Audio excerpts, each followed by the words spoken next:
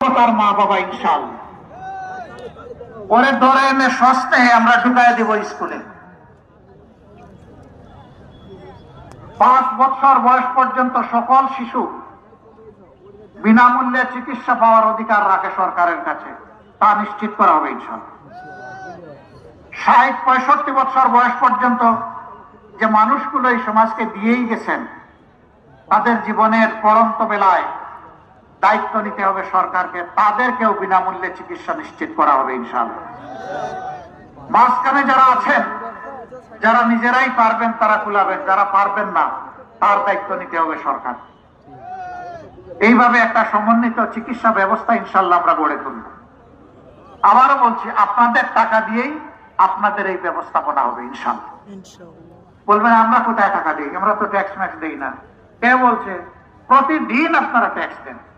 ডাল, চাল, নুন, তেল, পেঁয়াজ, রসুন, আদা, মরিচ, কাপড় চুপড় যাই কিনতে যান সবগুলোর সাথে ব্যাগ দিতে হয় না?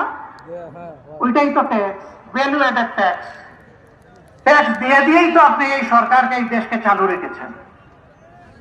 আরেকটা সোর্স থেকে অর্থ আসে, সেটা হচ্ছে বৈদেশিক ঋণ। এখানে গরিব ধনী সবার উপর সমান। আজকের জন্ম নেওয়া শিশুর উপর যেমন, 35 বছরের যুবকের উপর তেমন, 60 বছরের মায়ের উপরে তেমন সমান।